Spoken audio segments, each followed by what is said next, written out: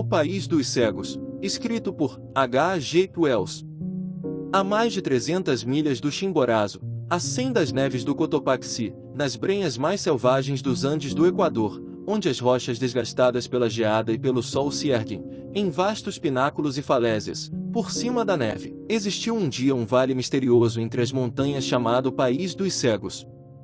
Era uma terra lendária, e até pouco tempo atrás muita gente duvidava de que fosse mais do que uma simples lenda. Rezava a história que muitos anos atrás o vale estava aberto ao mundo exterior, de tal maneira que homens capazes de enfrentar as contínuas avalanches podiam acabar cruzando aqueles desfiladeiros ameaçadores e atravessar uma passagem gélida até chegar àqueles prados tranquilos. E não há dúvida de que por aquela passagem homens vieram e ali se instalaram, uma ou outra família de mestiços peruanos, fugindo da libidinagem e da tirania de algum maligno governante espanhol. Veio então a estupenda erupção do Mindobamba, quando em Quito a noite durou 17 dias, as águas ferveram em Aguaxi e se encheram de peixes mortos boiando até Guayaquil.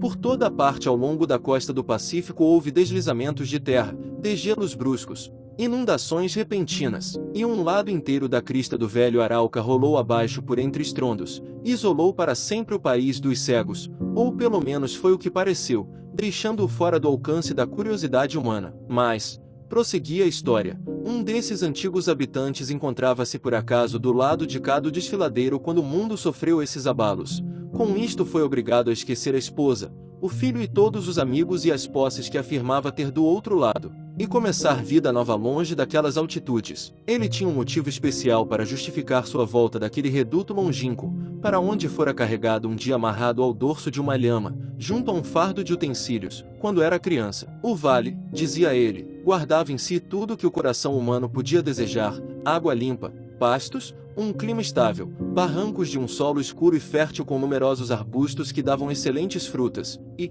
num dos lados, grandes florestas de pinheiros que protegiam a encosta dos deslizamentos de terra. Bem no alto, um semicírculo de picos cobertos de neve, de uma rocha cinza esverdeada, contemplava aquele luminoso jardim, mas as correntes de água da geleira desciam na direção das encostas mais afastadas, e era muito raro que alguma avalanche chegasse àquele ponto. No vale em si eram raras tanto a chuva quanto a neve, mas as fontes naturais proporcionavam pastos verdes e abundantes que um sistema de irrigação pacientemente construído espalhava em redor. A água excedente era recolhida num pequeno lago na parte inferior daquele anfiteatro natural, e dali se precipitava com um rugido atroador numa caverna profunda. Os colonos, disse o homem, viviam muito bem ali.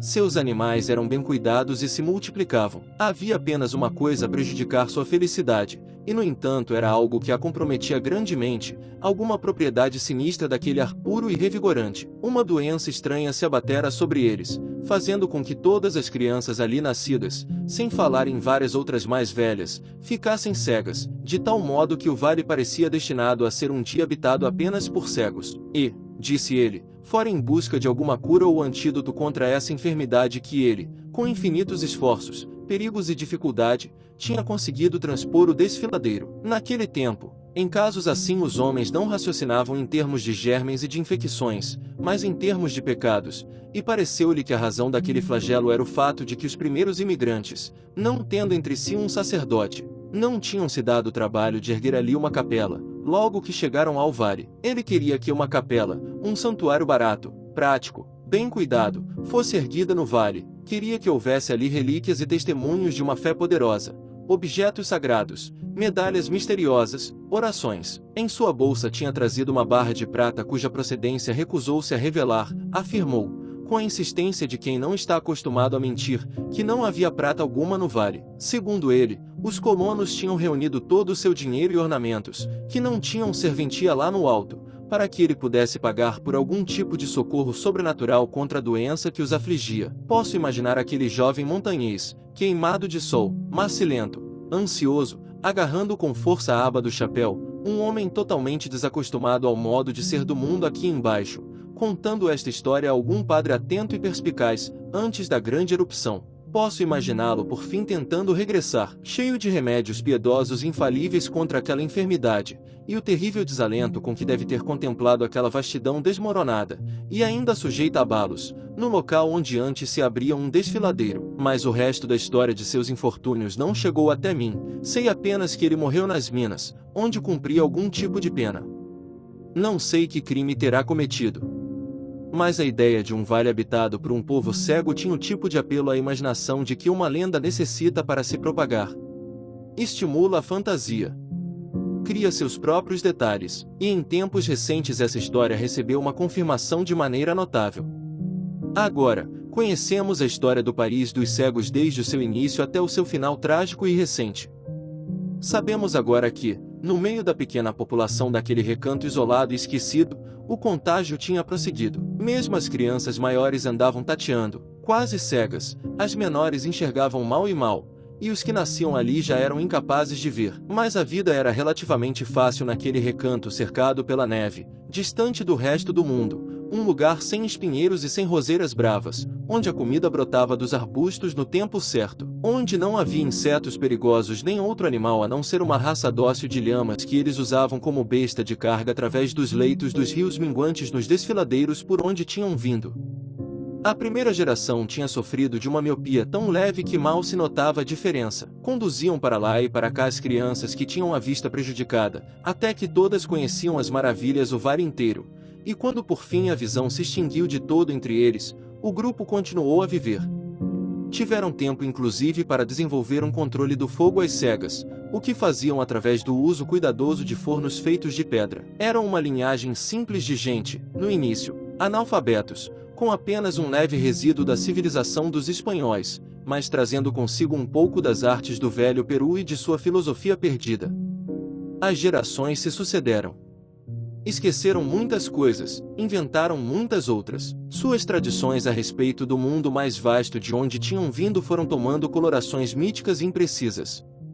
Em tudo, menos na visão, eram fortes e hábeis. Por fim, as chances de nascimento e hereditariedade produziram um indivíduo dotado de mente original, capaz de persuadi-los com a fala, e depois outro. Estes dois passaram, mas deixaram um legado atrás de si. A pequena comunidade aumentou em tamanho e em compreensão das coisas, capaz de encarar e resolver todos os problemas sociais e econômicos que surgiram, de maneira sensata e pacífica. Chegou a época em que nasceu uma criança pertencente à 15ª geração após a daquele montanhês que deixou o vale com uma barra de prata para ir buscar a ajuda de Deus, e que nunca voltou. E então aconteceu que um homem chegou a essa comunidade, vindo do mundo exterior, e perturbou suas mentes. Viveu entre eles por vários meses, e escapou por pouco ao seu desastre final. Era um montanhista de uma região próxima a Quito, um homem que viajara pelo mar e conhecera o mundo, recrutado por um grupo de ingleses liderados por Sir Charles Pointer, que viera do Equador para escalar montanhas. Sua função foi substituir um dos 3 guias suíços, que adoecera. Fizeram pequenas escaladas aqui e ali, e finalmente decidiram tentar a subida do Parascotopetu, a montanha apodrecida, o Matterhorn dos Andes, e foi ali que ele veio a se perder do mundo exterior e a ser dado como morto. Todos que sabiam algo de alpinismo tinham prevenido a pequena expedição contra as rochas traiçoeiras daquela cadeia de montanhas, mas aparentemente não foi a queda de uma rocha que surpreendeu esse homem, chamado Nunes, mas um acúmulo de neve pendente. O grupo tinha feito uma ascensão difícil e quase vertical até o sopé da última e maior elevação, e prepararam um abrigo noturno sobre uma pequena plataforma rochosa no meio da neve, quando o acidente aconteceu. De repente, sem que se ouvisse o menor ruído, perceberam que Nunes desaparecera. Gritaram, e não tiveram resposta. Voltaram a gritar, a assobiar, fizeram buscas no pouco espaço de que dispunham, mas o alcance de seus movimentos era muito limitado. Não havia lua, e as lanternas elétricas de que dispunham tinham pouco alcance. Quando o sol nasceu, viram os sinais de sua queda. Ele não poderia sequer ter gritado. Tinha sumido nas profundezas.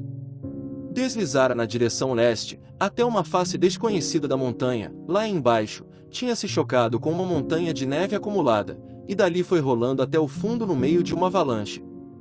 Seu rastro ia até a borda de um tremendo abismo, e dali em diante não se via mais nada. Lá, muito ao longe, mal visível a tanta distância, podiam ver árvores que se erguiam num vale estreito e remoto, o lendário país dos cegos. Mas eles não imaginavam que aquele era o país dos cegos, e não eram capazes de distingui-lo de qualquer outra faixa de terra fértil perdida entre as montanhas. Abalados por aquela catástrofe, abandonaram naquela tarde seu projeto de escalada, e, antes que pudessem organizar outra tentativa, Pointer, que financiava a expedição, recebeu uma mensagem pedindo seu retorno urgente para resolver assuntos pessoais. Até hoje o Parascotopetu tem uma crista que não foi conquistada. O abrigo de Pointer vai se desfazendo aos poucos, no meio da nevasca. E o homem que caiu no abismo sobreviveu. No final da encosta ele caiu por mais de 300 metros, no meio de uma enorme bola de neve, e chocou-se com uma encosta nevada de inclinação ainda maior que a anterior. Por ali continuou a rolar, atordoado, insensível, mas, milagrosamente, sem um só osso partido em todo o corpo. Ali os gradientes da inclinação foram diminuindo e por fim ele rolou e ficou estendido, imóvel, sob a montanha difusa das massas geladas que o tinham acompanhado e salvo sua vida. Voltou a si com a sensação desorientada de que estava doente em sua cama, depois entendeu a situação em que se encontrava e abriu caminho, com algumas pausas para descansar, até que conseguiu enxergar as estrelas. Ficou deitado algum tempo, imaginando onde estaria e o que lhe acontecerá exatamente. Apalpou os membros, que doíam bastante mas estavam ainda inteiros. Descobriu que muitos botões da sua roupa tinham desaparecido, e que o casaco estava revirado por cima da cabeça. Sua faca não estava mais no bolso, e seu chapéu se perderá, embora ele costumasse mantê-lo amarrado por baixo do queixo. O rosto estava arranhado, tinha cortes e contusões por toda a parte. Lembrou-se de que dera alguns passos à procura de pedras soltas para aumentar a parede do abrigo. Sua machadinha também desaparecera. Ergueu os olhos e viu, exagerada pela luminosidade lívida da lua nascente, a tremenda altura de onde caíra. Durante algum tempo ficou deitado, apenas olhando aquela imensa e pálida falésia que se erguia à sua frente, e que pouco a pouco emergia das trevas. Como o luar atingia primeiro a sua parte mais alta, ela parecia erguer-se para o alto, a partir da base. Sua beleza fantasmagórica, cheia de mistério, o manteve distraído por algum tempo, até que foi tomado por um paroxismo de riso que o fez soluçar. Depois de um longo intervalo, percebeu que estava próximo à borda inferior daquela área coberta de neve. Abaixo, no fim do que lhe pareceu uma encosta relativamente suave, viu a mancha escura e irregular de rochas cobertas de turfa. Ficou de pé com dificuldade, com dores no corpo inteiro, e desceu, com as pernas afundando na neve fofa, até chegar ao trecho coberto de turfa, onde deixou-se cair, mais do que se deitou, ao abrigo de um rochedo. Bebeu um pouco do cantil que trazia num bolso interno e adormeceu no mesmo instante. Foi acordado pelo canto dos passarinhos nas árvores lá embaixo. Sentou-se, muito empertigado, e percebeu que estava numa elevação, ao pé de um enorme precipício, cortado por aquele sulco profundo por onde ele e a neve tinham descido. À sua frente, outro paredão de rochas eriçadas se erguia de encontro ao céu.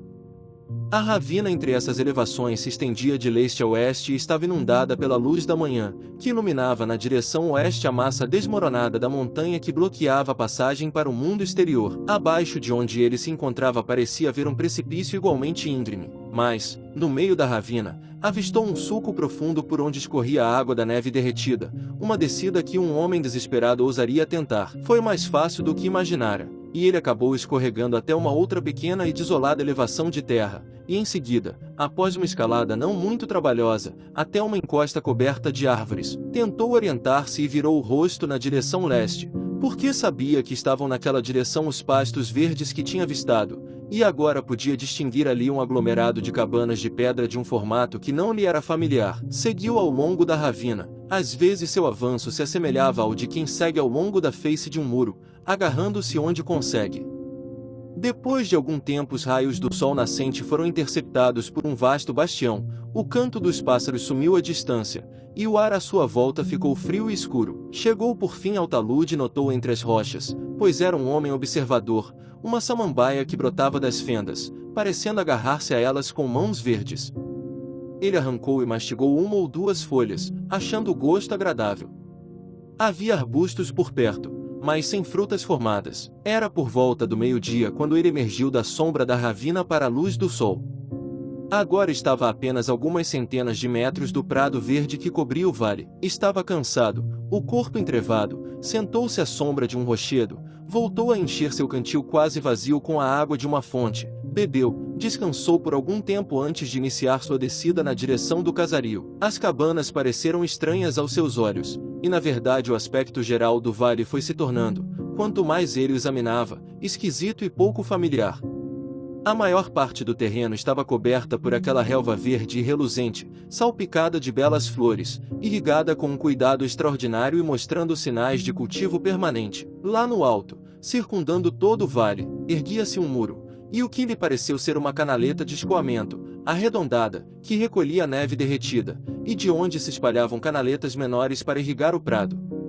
Nas encostas que se elevavam além do muro passeavam lhamas, mordiscando folhas por entre os poucos arbustos. Aqui e acolá erguiam-se, de encontro ao muro, barracos que deviam servir de abrigo ou de local de alimentação para as lhamas. Os canais de irrigação convergiam para um canal principal no centro do vale, o qual desembocava num pequeno lago, no meio de um semicírculo de precipícios, e esse canal central era acompanhado por uma mureta à altura do peito. Essa mureta dava uma aparência estranhamente urbana àquele lugar remoto, uma aparência reforçada pelo fato de que por todos os lados se espalhavam, de maneira bem organizada, numerosos caminhos pavimentados com pedras verdes, cinzentas, pretas, brancas, cada um deles margeado por um pequeno meio-fio. As casas na parte central do vilarejo não se pareciam nem um pouco com as aglomerações desordenadas das aldeias de montanha que ele já tinha visto, formavam uma fila contínua de cada lado de uma rua central incrivelmente limpa. Aqui e ali, nas fachadas de cores variadas, aparecia uma porta, mas nem uma só janela se via em suas fachadas lisas. As cores das fachadas lhe deram a impressão de uma extraordinária irregularidade, estando recobertas por uma espécie de gesso que às vezes era cinza, às vezes pardo, às vezes cor de ardósia ou marrom escuro, e foi diante da visão dessas tonalidades desencontradas que a palavra cego veio pela primeira vez à mente do explorador. O sujeito que fez este trabalho, pensou ele, deve ter sido cego como um morcego. Desceu por uma trilha inclinada e se deteve a certa distância do muro que circundava o vale, perto do local onde a canalização de água se despejava no pequeno lago. Podia ver agora certo número de homens e mulheres descansando sobre montes de capim, como que fazendo a cesta. Na parte mais afastada do prado, perto do vilarejo, várias crianças deitadas, e um pouco mais perto vinham 3 homens com varas atravessadas sobre os ombros, carregando baldes de água, ao longo de uma veredazinha que conduzia do muro até as casas. Estes últimos vestiam trajes feitos de pelo de lhama, com cintos e botas de couro, e usavam uma espécie de gorro com abas nos lados e na parte de trás. Seguiam um atrás do outro em fila indiana, caminhando devagar e bocejando de vez em quando, como homens que passaram a noite em claro. Sua aparência produzia uma impressão de prosperidade e respeito, e, depois de um momento de hesitação, Nunes avançou e ficou o mais visível que pôde em cima de um rochedo, de onde soltou um chamado que produziu 1000 ecos que se espalharam por todo o vale. Os 3 homens pararam e moveram as cabeças como se estivessem olhando ao redor. Viraram o rosto numa direção, depois em outra, enquanto Nunes gesticulava abertamente. Mas eles não pareciam vê-lo por mais que ele se mostrasse, e, depois de algum tempo, virados para a montanha mais afastada do lado direito, gritaram como que em resposta. Nunes ergueu a voz mais uma e mais outra vez, e, quando gesticulava em vão, a palavra cego veio mais uma vez à sua mente. Esses coitados devem ser cegos, disse ele, quando por fim, depois de muitos berros e de muita irritação, Nunes cruzou o córrego por uma pontezinha, atravessou um portão que havia no muro e aproximou-se deles. Percebeu que eram mesmo cegos. A essa altura já tinha entendido que aquele devia ser o país dos cegos mencionado nas lendas. Essa noção se instalara em seu espírito, e com ela a sensação de estar mergulhado numa grande aventura digna de inveja. Os 3 homens estavam parados, sem olhar para ele, mas com os ouvidos virados na sua direção. Estavam muito próximos uns dos outros, como quem tem um pouco de medo, e Nunes pôde ver suas pálpebras fechadas e murchas, como se os globos oculares tivessem encolhido por baixo delas. Havia no rosto deles uma expressão próxima do assombro. Um homem, disse um deles, num espanhol que mal era possível reconhecer. É um homem, ou um animal que anda como um homem, está descendo das rochas. Mas Nunes avançou com os passos confiantes de um jovem que avança para conquistar a vida. Todas as antigas histórias sobre o Vale Perdido e o país dos cegos tinham brotado em sua mente, e entre os seus pensamentos retornava o antigo provérbio, como se fosse um estribilho: em terra de cego, quem tem um olho é rei. Em terra de cego, quem tem um olho é rei. E ele se dirigiu aos homens de maneira cortês, e com os olhos bem atentos. De onde ele vem, irmão Pedro? Um deles havia perguntado. Descendo das rochas. Das montanhas é que estou vindo, disse Nunis, do país que fica do outro lado delas, e onde os homens podem ver. Perto de Bogotá, onde moram centenas de milhares de pessoas, e onde a cidade se estende a perder de vista. Vista, murmurou Pedro. Vista, ele está vindo, disse o segundo cego, do lado de lá das rochas. Nunis percebeu que os casacos deles eram costurados, cada um, com pontos em estilos diferentes. Foi surpreendido quando os três homens, ao mesmo tempo, fizeram um gesto com a mão na sua direção. Ele recuou um passo diante daqueles dedos estendidos. Venha conosco, disse o terceiro cego, que acompanhou seu recuo e conseguiu segurá-lo com firmeza. Os três homens seguraram Nunis e o apalparam de cima a baixo, sem dizer mais nada até que terminaram seu exame. Cuidado aí, exclamou ele, quando um dedo foi enfiado no seu olho, e percebeu a estranheza deles diante daquele órgão, com suas pálpebras trementes. Os homens continuaram a examiná-lo. Uma criatura estranha, Correia, disse o que se chamava Pedro. Veja como o cabelo dele é áspero. Parece pelo de lhama. É rude como as rochas de onde veio, disse Correia, experimentando a barba crescida de Nunis com uma mão macia e um pouco úmida. Talvez fique mais suave. Nunis debateu-se um pouco ante aquele exame, mas os homens o seguravam com firmeza. Cuidado, disse ele novamente. Ele fala, disse o terceiro homem. Com certeza é um homem. Epa, exclamou Pedro, tocando o tecido áspero do casaco. E como você surgiu no mundo? Perguntou Pedro. Eu vim do mundo. Vim através das montanhas, das geleiras, daquela direção ali, a meio caminho do sol. Vim do mundo grande que começa aqui, é uma viagem de 12 dias até o mar. Eles mal pareciam escutá-lo. Os pais nos disseram que há homens que são feitos pelas forças da natureza, disse Correia. Pelo calor das coisas, e a umidade, e o apodrecimento. Vamos levá-lo aos anciãos, disse Pedro. Gritem primeiro, disse Correia, para que as crianças não se assustem. Este é um momento extraordinário. E eles gritaram. Pedro foi à frente, conduzindo Nunis pela mão na direção das casas. Nunis puxou a mão. Eu posso ver, disse. Ver? Disse Correia. Sim, ver, disse Nunis, virando-se para ele ao falar, e tropeçando no balde de Pedro. Os sentidos dele são imperfeitos, disse o terceiro cego. Ele tropeça e fala palavras sem sentido. Levem-no pela mão. Como quiserem, disse Nunis, e sorriu enquanto era conduzido. Eles pareciam não saber o que era visão. Bem, no devido tempo, ele lhes ensinaria. Ouviu pessoas gritando, e viu certa quantidade de vultos agrupados no meio da rua principal do povoado. Este seu primeiro encontro com a população do país dos cegos exigiu mais, dos seus nervos e da sua paciência, do que tinha imaginado. O lugar pareceu-lhe maior à medida que se aproximava, e o reboco irregular das paredes ainda mais estranho. Um grande número de crianças, homens e mulheres, algumas das mulheres e mocinhas, ele notou com satisfação, tinham rostos muito agradáveis, mesmo com os olhos fechados e fundos, aproximaram-se, agarrando, apalpando, tocando com mãos macias e sensíveis, farejando, escutando com atenção cada palavra que ele dizia. Algumas das adolescentes e das crianças, contudo, mantinham-se distantes, como se estivessem com medo, e sem dúvida a voz dele parecia rouca e grosseira diante do tom mais suave da fala deles. Seus três guias mantinham-se ao seu lado, numa atitude meio de proprietários, e repetiam o tempo todo, um selvagem que veio das rochas, de Bogotá, disse ele. Bogotá, que fica além das montanhas. Um selvagem, usando palavras selvagens, disse Pedro. Ouviram isso, Bogotá? A mente dele ainda não está formada. Ele mal sabe falar. Um garoto aproximou-se e beliscou a mão de Nunis. Bogotá! Gritou, com zombaria. Sim. É uma cidade, e não um vilarejo como o de vocês. Eu venho do vasto mundo, onde os homens têm olhos e podem ver. O nome dele é Bogotá. Gritaram. Ele tropeçou, disse Correia. Tropeçou 2 vezes quando vínhamos. Vamos levá-lo para os anciãos.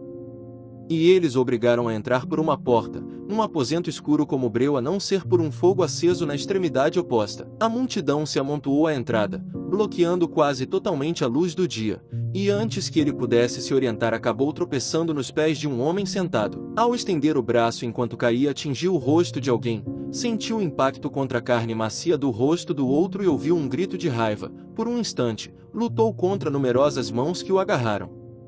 Era uma luta desproporcional. Por fim ele aceitou a situação, e ficou quieto. Eu caí, disse. Não consigo ver no meio deste escuro. Quem pode? Houve uma pausa, como se as pessoas amontoadas à sua volta tentassem entender suas palavras. Então a voz de Correia disse, ele ainda está em formação. Ele tropeça quando anda, e a fala dele está cheia de palavras que não querem dizer nada. Outros homens fizeram comentários que ele mal escutou ou mal compreendeu. Posso sentar? Perguntou, quando se fez uma pausa. Não vou mais lutar. Eles conferenciaram e deixaram que se erguesse. A voz de um homem mais idoso que os outros começou a interrogá-lo, e Nunes viu-se tentando explicar o que era o grande mundo de onde tinha caído, e o céu e as montanhas e a visão e outras maravilhas, diante daqueles anciãos sentados nas trevas no país dos cegos. E eles não acreditavam ou não entendiam o que ele falava, era algo que não correspondia à sua expectativa. Não conseguiam sequer entender grande parte das suas palavras. Durante 14 gerações aquelas pessoas tinham vivido na cegueira, isoladas do resto do mundo que era capaz de ver, os nomes de todas as coisas relativas à visão tinham se esmaecido e mudado. A história do mundo exterior também esmaecera e mudará até transformar-se numa lenda para crianças. E eles tinham deixado de se interessar por qualquer coisa além dos penhascos rochosos que os rodeavam em círculo. Homens cegos mas de inteligência superior tinham surgido entre eles e questionado os resíduos das crenças e tradições que eles conservavam desde a época em que eram capazes de ver, e tinham descartado todas essas coisas como fantasias inúteis, substituindo-as por explicações novas e mais sensatas. Uma grande parte da sua imaginação tinha murchado juntamente com seus olhos, e eles tinham criado novas imaginações para si mesmos, com seus ouvidos e suas pontas de dedos cada vez mais sensíveis. Devagar, Nunes começou a perceber que sua expectativa de encontrar deslumbramento e reverência diante de sua origem e dos seus dons não se sustentava. E depois que sua pobre tentativa de explicar para eles o que era visão foi posta de lado como a versão confusa de um ser imaturo tentando descrever as maravilhas de suas sensações incoerentes, ele cedeu, frustrado, e ficou a ouvir as instruções. O mais idoso dos cegos explicou-lhe o que era a vida e a filosofia e a religião, e como o mundo, ou seja, aquele vale, tinha sido no princípio um espaço oco entre as rochas onde surgiram, primeiro, coisas inanimadas desprovidas do dom do tato. E delas surgiram a grama e os arbustos, e depois disso as lhamas e outras criaturas dotadas de pouca inteligência, e depois os homens e finalmente os anjos que podiam ser ouvidos cantando e produzindo sons de asas, mas que não podiam ser tocados, o que deixou Nunes muito intrigado até que se lembrou dos pássaros. O ancião prosseguiu, explicando a Nunes de que modo, à mercê da sabedoria acima de nós, o tempo fora dividido em quente e frio, que são para os cegos os equivalentes ao dia e à noite, e como era bom dormir durante o quente, e trabalhar durante o frio, de modo que, àquela hora, se não fosse pela chegada dele, todo o vilarejo dos cegos estaria dormindo. Afirmou que Nunes devia ter sido criado especialmente para aprender e para servir a sabedoria que eles haviam adquirido, e apesar de sua incoerência mental e seu comportamento desajeitado deveria ter coragem e fazer o possível para ser um bom discípulo, e diante dessas palavras todas as pessoas em volta produziram murmúrios de encorajamento. Disse em seguida que a noite, porque os cegos chamam de noite o seu dia, já estava adiantada, e era conveniente que voltassem todos a dormir. Perguntou a Nunes se ele sabia dormir, e Nunes respondeu que sim, mas que antes de dormir gostaria de comer. Trouxeram comida, leite de lhama numa tigela e um pão rústico e salgado, e o levaram para um lugar isolado onde poderia comer sem ser ouvido, e onde deveria dormir depois, até que o frio do entardecer da montanha acordasse todos para o começo de um novo dia.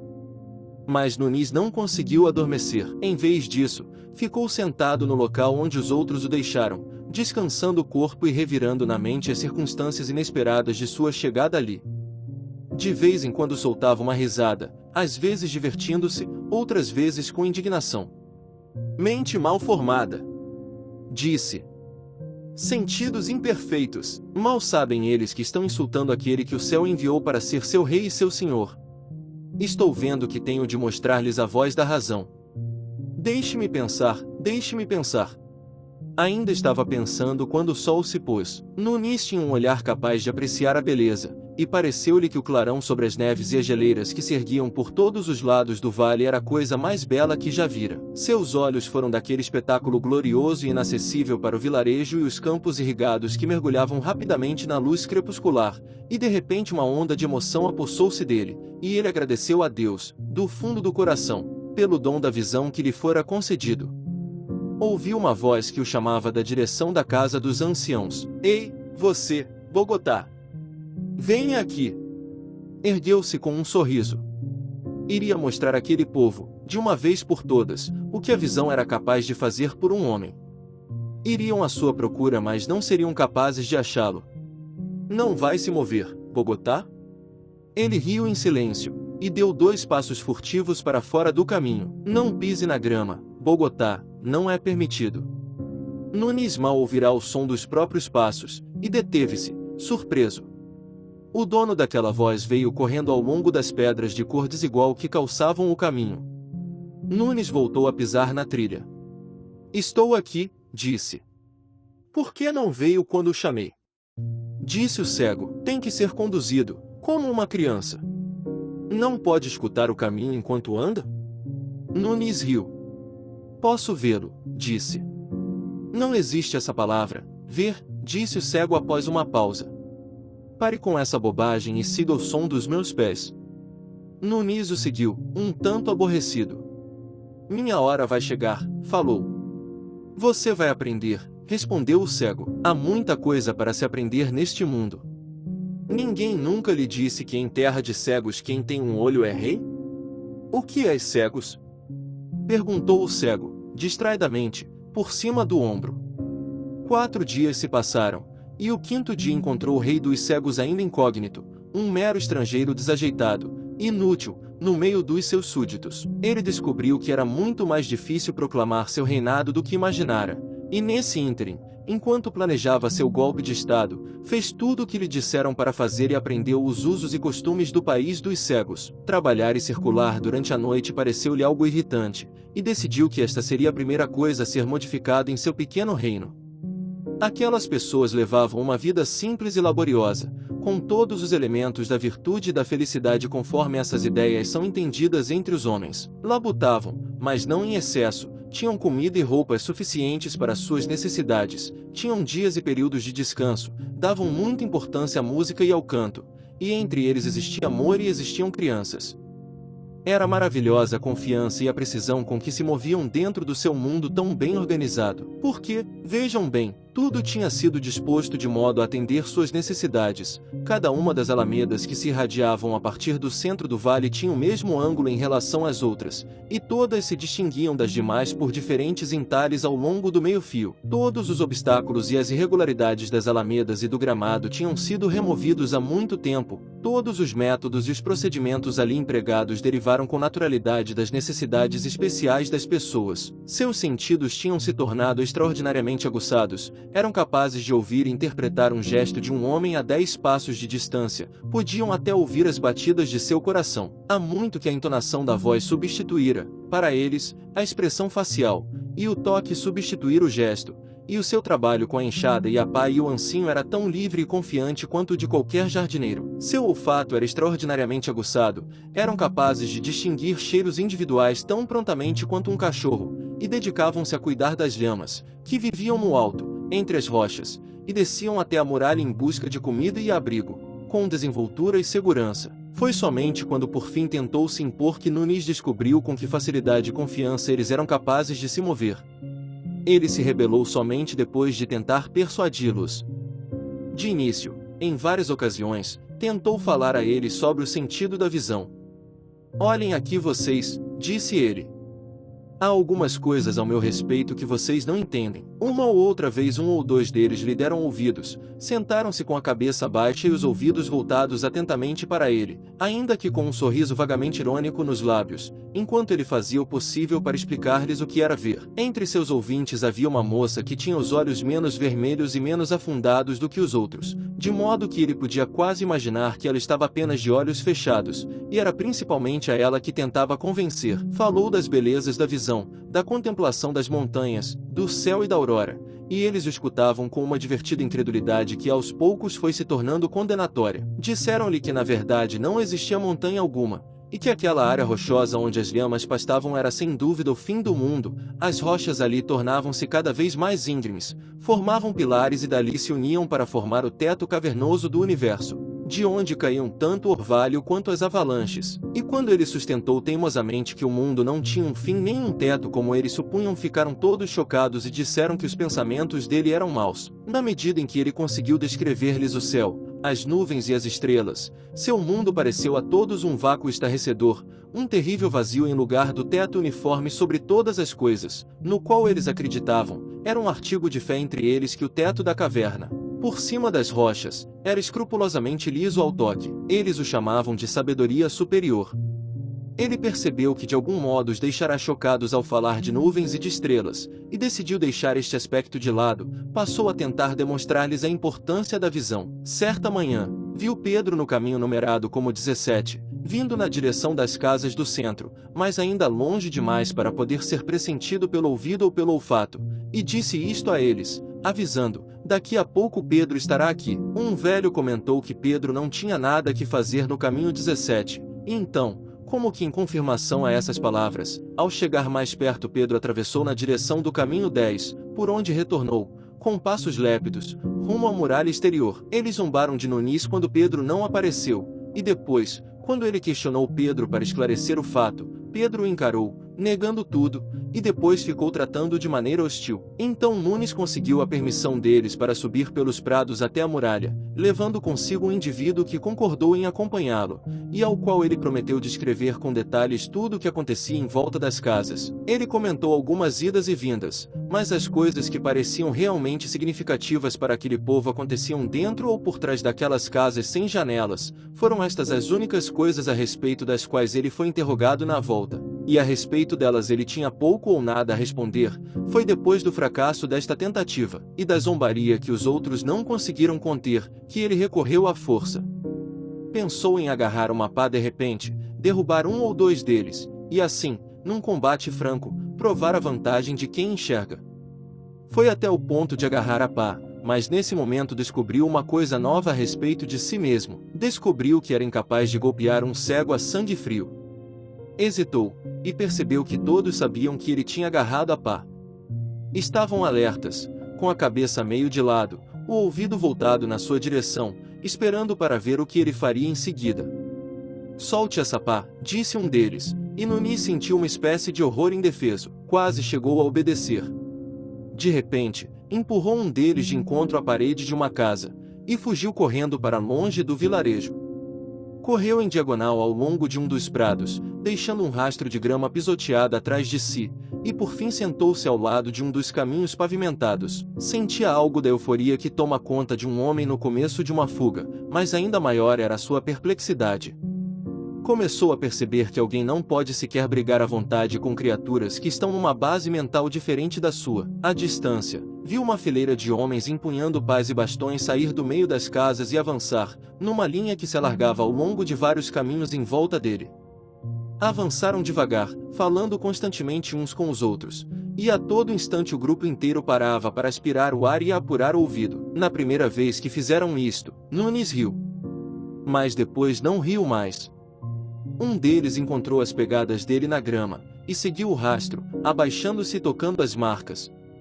Por uns 5 minutos ele viu o cordão humano se estender devagar, e então sua vaga disposição de agir sem demora tornou-se frenética. Ficou de pé, deu 1 ou 2 passos na direção do muro circular, virou-se, recuou alguns passos.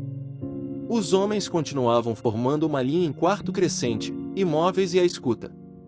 Ele também ficou imóvel, ainda segurando a pá, com força, com ambas as mãos. Deveria atacá-los? A pulsação do sangue em seus ouvidos parecia repetir aquela cadência. Em terra de cegos quem tem um olho é rei. Deveria atacá-los?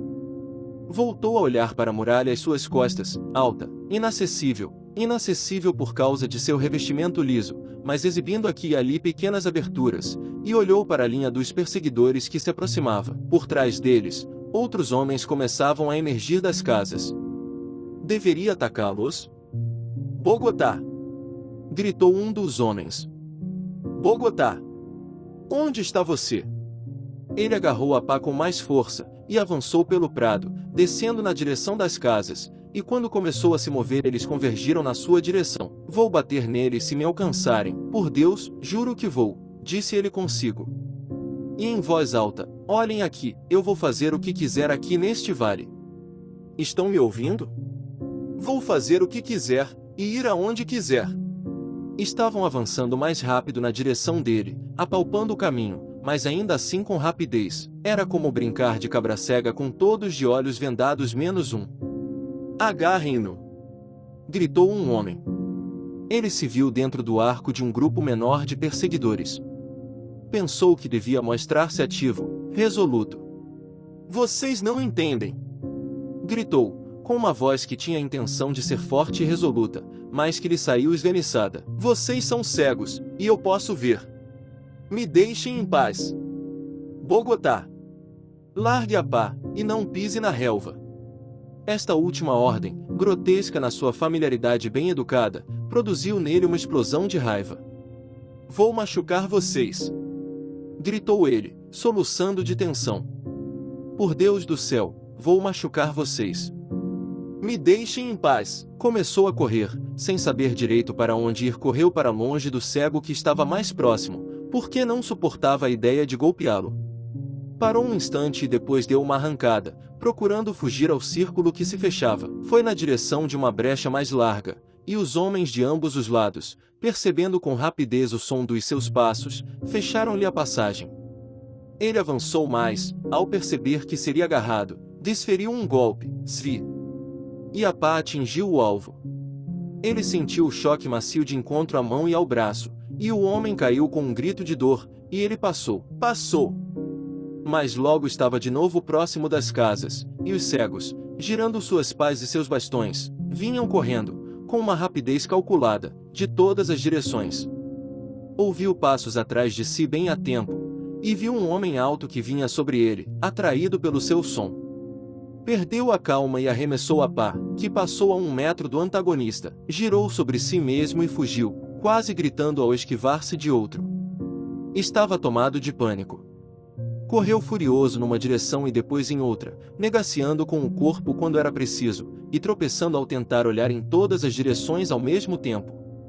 Por um instante foi ao chão e eles ouviram sua queda. Avistou à distância uma pequena portinhola na muralha circular, e foi como se tivesse enxergado o paraíso. Partiu naquela direção o mais depressa que pôde, nem sequer olhou para os perseguidores até chegar lá, e logo estava atravessando a ponte, escalando as rochas até certa altura, para a surpresa e o desagrado de uma jovem lhama, que fugiu aos saltos, e ali deixou-se cair, arquejante, tentando respirar. E assim terminou o seu golpe de estado. Nunes ficou do lado externo da muralha do Vale dos Cegos durante 2 noites e 2 dias, sem comida, sem abrigo, meditando sobre aquele imprevisto. Havia arbustos em volta, mas os frutos estavam verdes, duros, amargos. Sentiu-se enfraquecido depois de comê-los. Perdeu o ânimo. Enquanto vagava ele repetiu de vez em quando, e sempre com uma nota de sarcasmo, o provérbio desmontado: em terra de cegos, quem tem um olho é rei. Pensava principalmente em como combater e dominar aquele povo, e foi se tornando claro para ele que não havia nenhuma maneira praticável de conseguir isso. O cancro da civilização estava incrustado nele desde Bogotá, e ele não conseguia ver-se assassinando um homem cego. Claro que se fizesse isto poderia ditar os termos, ameaçando matar a todos. Claro, se pudesse aproximar-se deles o bastante para fazê-lo. E mais cedo ou mais tarde teria que dormir. Tentou também encontrar algum alimento entre os pinheiros, preparar um canto confortável sob os galhos para quando caísse a geada, e, sem muita confiança, atrair uma lhama e matá-la, talvez com uma pedra, e por fim tentar comer sua carne. Mas as lhamas não confiavam nele, olhavam-no com olhos castanhos cheios de suspeita, e cuspiam no chão quando ele se aproximava. O medo tomou conta dele no segundo dia, uma fadiga imensa e acessos de tremores. Por fim ele se arrastou até junto da muralha do país dos cegos e tentou propor um acordo. Arrastou-se até perto do riacho, chamando em voz alta, até que 2 cegos vieram através do portão ao seu encontro. Eu estava louco, disse ele. Mas é só porque fui criado há pouco tempo. Eles disseram que assim estava muito melhor. Ele afirmou que agora estava mais consciente e que se arrependia de tudo o que tinha feito. Então ele chorou, sem querer, porque sentia-se muito fraco e doente, e eles viram nisso um sinal positivo. Perguntaram-lhe se ele ainda achava que era capaz de ver. Não, disse ele, isso era uma loucura. Essa palavra não quer dizer nada, menos do que nada. Perguntaram-lhe o que existia lá no alto. A cerca de 10 vezes a altura de um homem existe um teto sobre o mundo, um teto de rocha, de sabedoria, muito, muito liso. Ele explodiu novamente em um choro histérico. Antes de me perguntarem mais coisas, me deem comida, senão vou morrer. Ele esperava sofrer algum castigo severo, mas os cegos mostraram-se capazes de uma grande tolerância. Viram na sua rebelião apenas mais uma prova de estupidez e inferioridade, e depois de darem algumas chicotadas, determinaram que ele passasse a executar as tarefas mais simples e mais pesadas que havia lá, e ele, não encontrando outra maneira de ganhar a vida, obedeceu a todas as ordens. Esteve doente por vários dias, e eles o trataram com dedicação. Isto aumentou sua obediência. Mas eles insistiam em que ficasse deitado no escuro, e isto fazia Nuni sentir-se miserável. Então, os anciãos vieram até ele e lhe falaram sobre a leviandade irresponsável de sua mente, e o censuraram severamente por suas dúvidas quanto ao teto de rocha que cobria aquele seu caldeirão cósmico, a tal ponto que ele começou de fato a pensar se não estaria sendo vítima de uma alucinação quando não via esse teto acima da cabeça. Assim, Nunis portou-se com humildade e tornou-se um cidadão igual aos outros do país dos cegos, e aquelas pessoas deixaram de ser um grupo indistinto e tornaram-se indivíduos que lhe eram familiares. Enquanto o mundo para além das montanhas tornava-se cada vez mais irreal e remoto. Havia Jacob, que era seu patrão, um homem bondoso desde que ninguém o contrariasse. Havia Pedro, o sobrinho de Jacob, e havia Medina Saroté, a filha mais nova de Jacob. Ela não era muito querida entre o povo dos cegos, porque seu rosto tinha traços muito marcados, e lhe faltava a maciez agradável que constituía o ideal de beleza feminina dos cegos, mas Nunis a achou bonita desde o princípio, e, depois de algum tempo, a coisa mais bonita em toda a criação. Suas pálpebras cerradas não eram afundadas e vermelhas como era normal encontrar no vale, mas davam a impressão de que podiam se abrir a qualquer momento, e ela tinha cílios, o que ali era considerado uma grave desfiguração. Sua voz era forte, e isto não agradava aos ouvidos sensíveis dos rapazes do vale. E por isto ela não tinha namorado. Chegou então um momento em que Nunis pensou que, se pudesse conquistá-la, se resignaria a viver naquele vale o resto dos seus dias. Ele a vigiou, aproveitou todas as chances para lhe prestar pequenos serviços, e depois de algum tempo notou que ela o observava. Um dia, numa reunião durante o dia de descanso, sentaram-se lado a lado sob a luz delicada das estrelas, e havia uma doce música no ar. A mão de Nunis pousou sobre a dela e ele se atreveu a apertar-lhe os dedos. Então, com muita meiguice, ela retribuiu o gesto. E outro dia, quando estavam fazendo refeições no escuro, ele percebeu que a mão dela o procurava, e nesse instante a chama do fogo voltou a arder e ele pôde ver a ternura no rosto da moça. Ele procurou uma ocasião para conversar. Aproximou-se dela um dia, quando ela estava sentada a fiar, sob o luar do verão. A luz a envolvia numa aura de prata e de mistério. Nunis sentou-se aos seus pés e disse-lhe que a amava, e o quanto ela lhe parecia bela. Ele tinha a voz de um homem apaixonado, falava com uma ternura reverente que beirava o deslumbramento, e ela nunca tinha sido tocada antes por aquele tipo de adoração. Não lhe deu nenhuma resposta clara, mas era visível que as palavras de Nunis tinham lhe agradado. Depois disso ele conversava com ela sempre que tinha uma chance. O vale tornou-se o único mundo que existia para ele, e o mundo por trás das montanhas, onde os homens trabalhavam e cuidavam de seus afazeres sob o sol, não parecia mais do que um conto de fadas que ele um dia haveria de narrar para ela. Com muita hesitação e timidez ele falou a ela a respeito da visão. A princípio ela encarou isto como a mais poética das fantasias, e escutou suas descrições das estrelas e das montanhas e da doce beleza de seu próprio rosto à luz branca da lua como se aquilo fosse um prazer proibido. Ela não acreditava, ela mal conseguia entender, mas deliciava-se com aquilo de um modo misterioso, e ele tinha a impressão de que ela entendia tudo. O amor de Nunis foi perdendo em fascinação e ganhando em coragem. Depois de certa altura ele estava decidido a pedir a mão dela a Jacob e aos anciãos do povoado, mas ela tinha medo, e eles adiavam. E foi uma de suas irmãs quem acabou dizendo a Jacob que Medina Saroté e Nunis estavam namorando.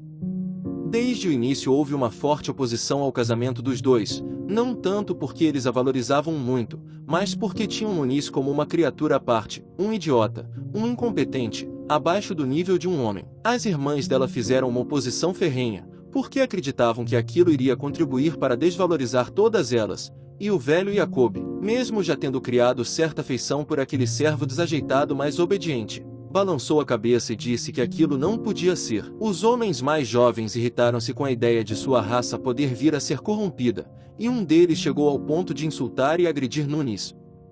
Ele reagiu. Então, pela primeira vez ele sentiu alguma vantagem em poder enxergar, mesmo na penumbra, e depois daquela briga ninguém mais se atreveu a levantar a mão contra ele. Mas todos continuavam achando o casamento dos dois impossível. O velho Jacob tinha uma ternura especial por sua filha mais nova, e ficou triste ao senti-la chorar em seu ombro. Minha querida, você não vê que ele é um idiota? Ele tem ilusões, e não consegue fazer nada direito. Eu sei, soluçou Medina Saroté, mas ele está melhor do que era antes. Está aprendendo. E ele é forte, meu pai, e carinhoso, mais forte e mais carinhoso do que qualquer outro homem neste mundo. E ele me ama. E eu o amo também, pai. O velho Jacob aborreceu-se muito ao ver como ela estava inconsolável, e, além disso, o que o aborreceu ainda mais, havia muitas coisas que ele apreciava em Nunis. Assim, ele foi ao aposento sem janelas onde se reunia o conselho dos anciãos e acompanhou seus debates. No momento oportuno, disse, ele está bem melhor do que antes. É possível que um dia possamos considerá-lo tão são quanto nós.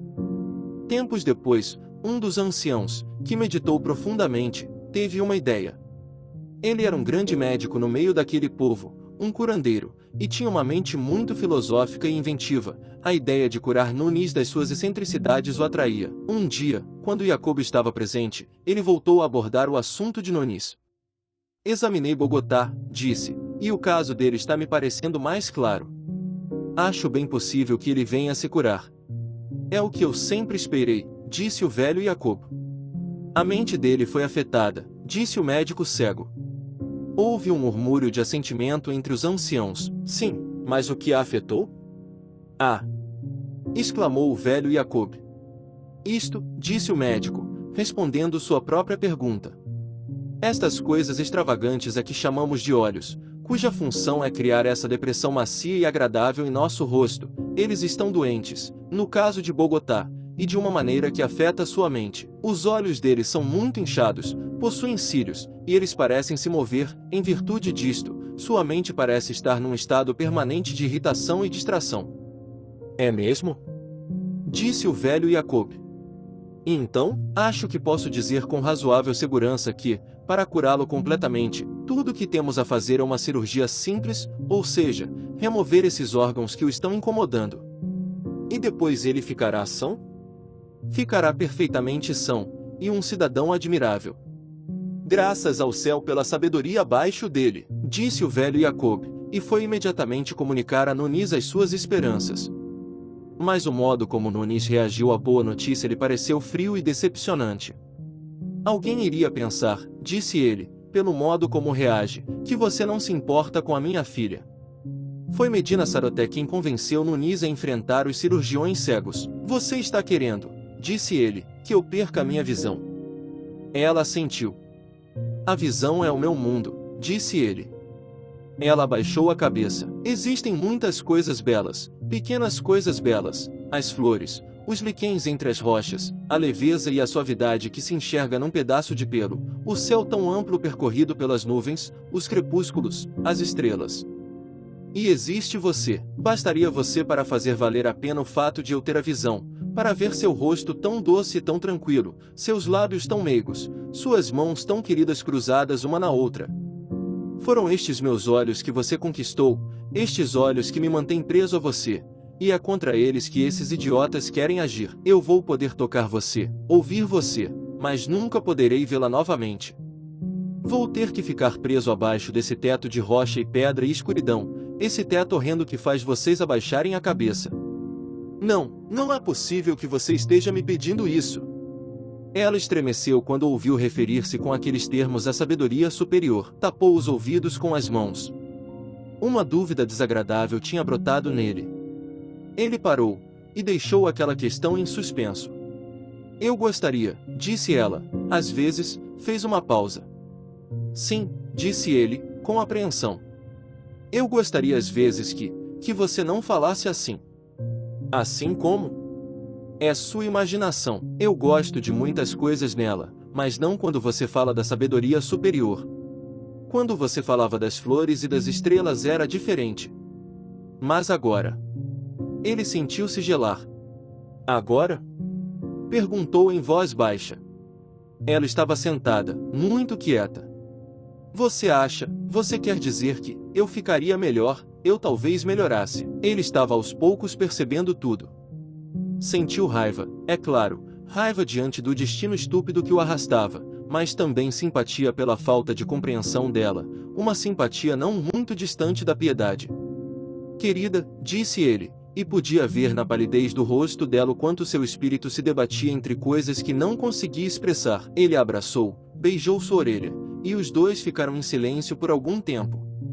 E se eu concordasse com isso? Sussurrou ele por fim, com suavidade. Ela jogou os braços em volta dele, chorando. Oh, se fizesse isso! Soluçou. Se ao menos concordasse. Você não tem nenhuma dúvida? Oh, meu querido, respondeu ela, apertando as mãos dele com fervor. Depois continuou, vão machucá-lo, mas só um pouco.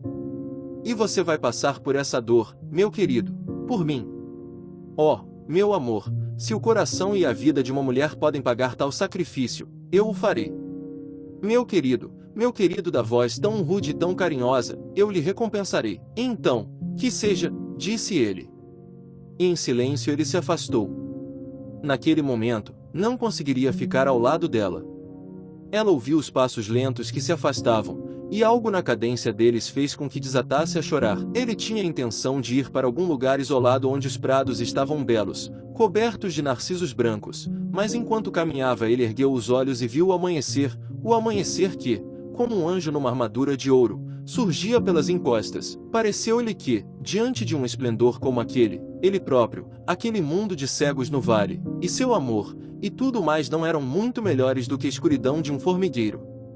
Não foi na direção dos narcisos, como tinha pensado. Em vez disso continuou em frente, passou através da muralha e subiu para as rochas, e seus olhos não abandonaram em momento nenhum o gelo e a neve iluminados pelo sol.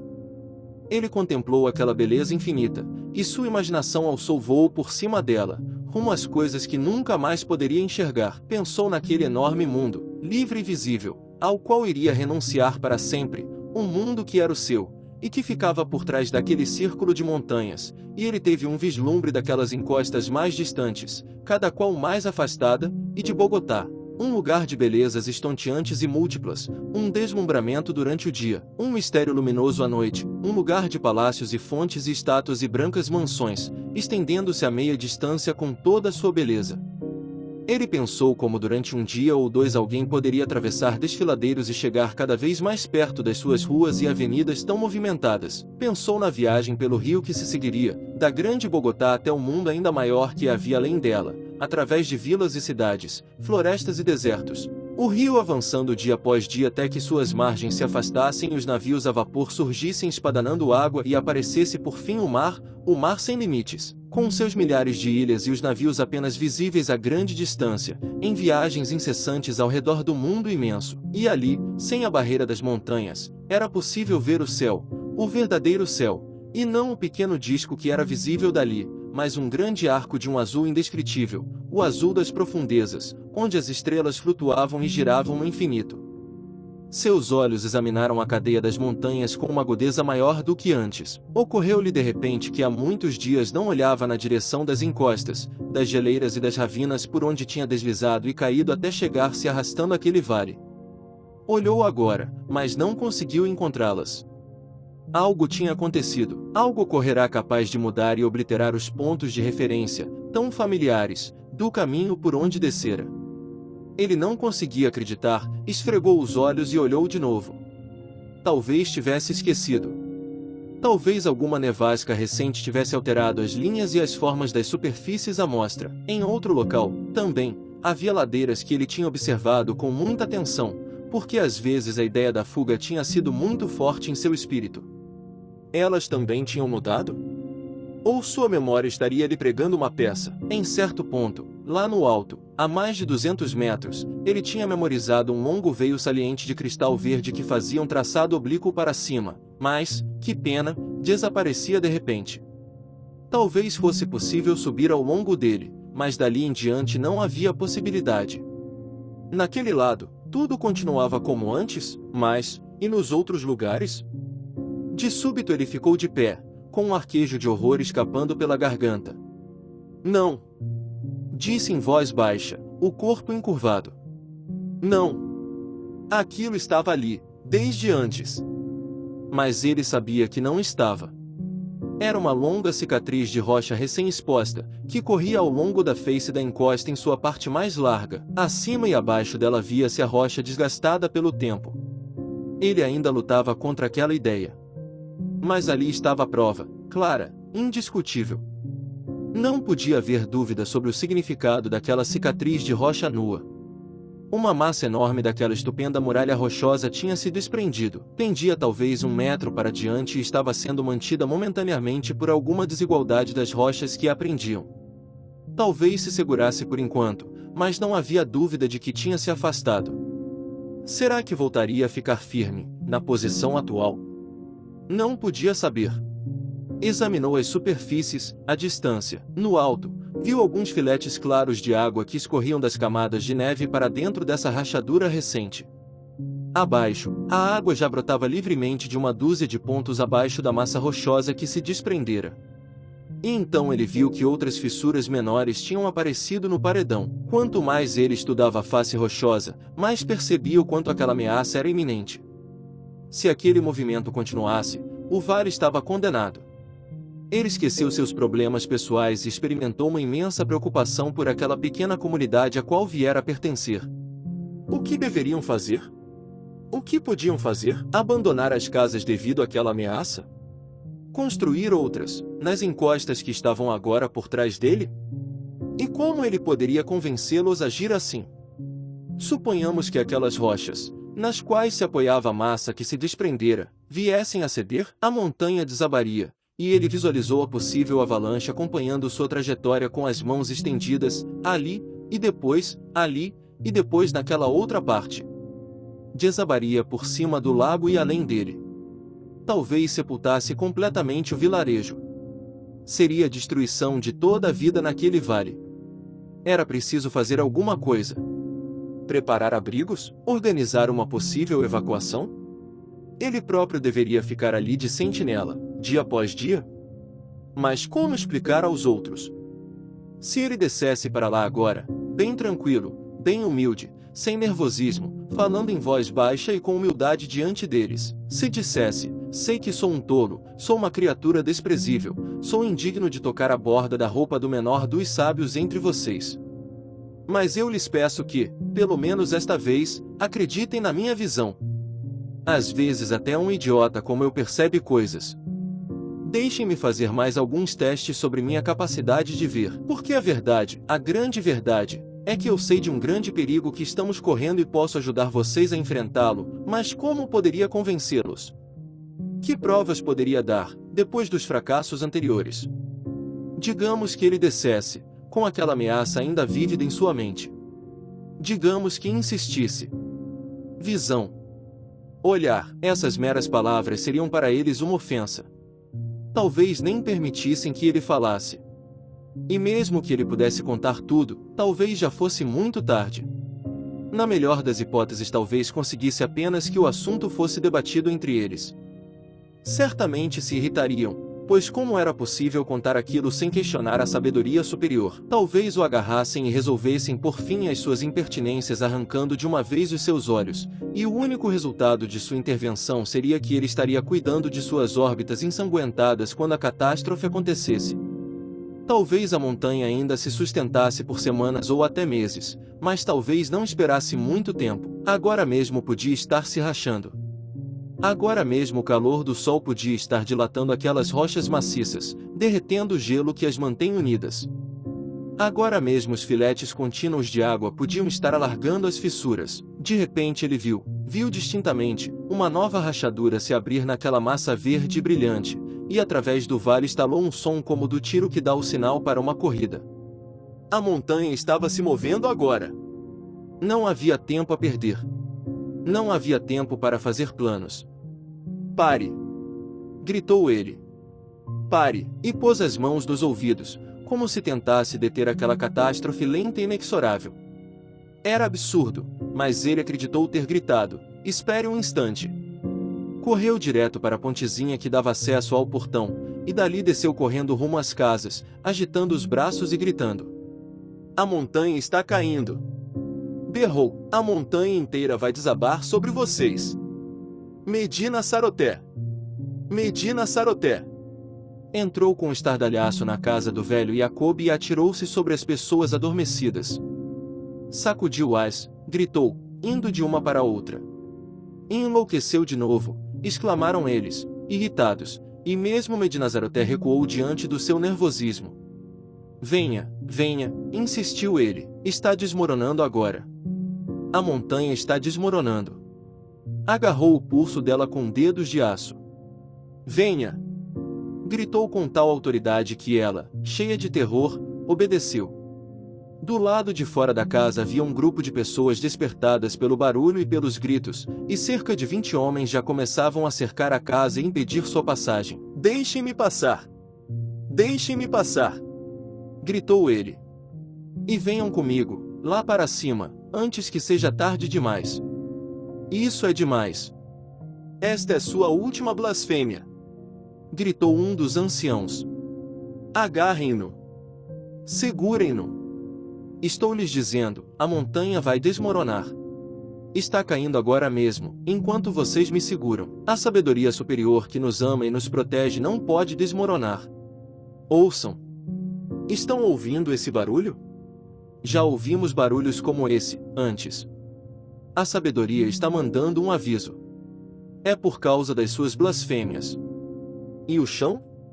Está tremendo. Irmãos, expulsem-no daqui. Para fora do vale. Fomos tolos em abrigá-lo por tanto tempo. Seus pecados são mais do que nossa providência pode suportar. Garanto a vocês, os rochedos estão desabando. A montanha inteira vai vir abaixo. Escutem e poderão ouvi-los rachando e caindo. Ele percebeu uma voz rouca e mais forte do que toda aquela balbúrdia, sobrepondo-se à voz dele. A sabedoria superior nos ama, ela nos protege de todos os perigos. Nenhum mal pode nos atingir enquanto ela velar por nós. Fora daqui! Expulsem-no! Que ele recolha consigo os nossos pecados, e vá embora! Vá embora, Bogotá! Gritou um coro de outras vozes. Vá embora! Medina Saroté! Venha comigo! Vamos embora deste lugar! Pedro lançou braços protetores por sobre os ombros da prima. Medina Saroté! Gritou Nunis. Medina Saroté! Lutou com ferocidade enquanto eles o empurraram por um caminho na direção da muralha. Agora, eles demonstravam toda a crueldade de que são capazes os homens quando estão com medo, porque o som crescente da avalanche das rochas os deixava atemorizados. Cada um tentava superar os outros em manifestações de repúdio a Nunis. Esmurraram seu rosto, chutaram suas canelas, seus tornozelos, seus pés.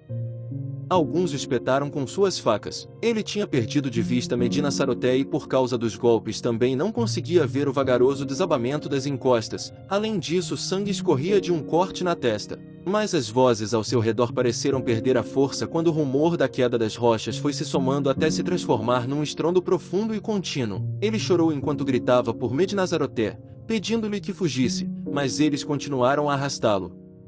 Empurraram-no pela portinhola e depois por uma ladeira pedregosa, com violência deliberada, espantando para todos os lados um bando de lhamas que pastavam.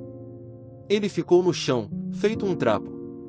"Fique aí, e morra de fome", disse um dos homens, "você e suas visões." Ele levantou a cabeça para uma última réplica. "Estou lhes dizendo. Vocês vão morrer antes de mim." "Seu imbecil!" disse o homem com quem ele lutara, e voltou para chutar seu corpo várias vezes. "Nunca vai ter juízo?" Mas ao sentir que Nunis levantava-se, cambaleando, ele voltou às pressas para junto dos companheiros. Nunis ficou de pé, oscilando como um bêbado. Seus membros estavam sem força. Ele fez o possível para limpar o sangue que banhava seu rosto. Olhou para a montanha prestes a desmoronar, olhou para o imenso pedaço de rocha que vira pela manhã, e depois, com um rosto cheio de desespero, para o vale condenado à destruição, mas não tentou subir a encosta. "Do que me adianta ir sozinho?", pensou. "Mesmo que eu pudesse. Só vou morrer de fome, lá no alto." E de repente avistou ao longe Medinazaroté, que vinha à sua procura. Ele emergiu da portinhola e gritou seu nome. De algum modo ela tinha conseguido escapar e viera ao seu encontro. "Bogotá, meu amor", gritou ela, "o que fizeram com você?" "Oh, o que foi que fizeram com você?" Ele foi cambaleando ao seu encontro, chamando seu nome. Um instante depois as mãos dela tocavam seu rosto, e ela o ajudava a limpar o sangue, procurando com cuidado os cortes e os ferimentos. "Você precisa ficar aqui agora", disse ela, arquejante. "Precisa ficar aqui por algum tempo, até se arrepender. Até que você aprenda a se arrepender. Por que se comportou de uma maneira tão louca? Por que disse aquelas blasfêmias horríveis? Você não sabe o que diz, mas como eles vão entender isso? Se voltar agora vai ser morto com certeza. Vou lhe trazer comida. Fique aqui. Nenhum de nós pode ficar aqui." "Olhe", ela prendeu a respiração ao ouvir aquela palavra horrível, "olhe", prova de que ele ainda estava dominado pela loucura. "Ali. Aquele estrondo. O que é?" "Uma avalanche de rochas está deslizando pelo prado, e elas são apenas as primeiras. Olhe para elas. Escute o ruído delas, rolando, chocando-se umas com as outras. O que acha que esses sons querem dizer? Ali, e ali? Rochas. Estão rolando e batendo umas nas outras, pela parte de baixo do prado, entrando no lago, e as águas do lago estão transbordando e começando a invadir as casas. Venha, meu amor. Venha. Não faça perguntas, venha." Ela hesitou por um momento. O ar estava invadido por um som ameaçador como o de uma tempestade.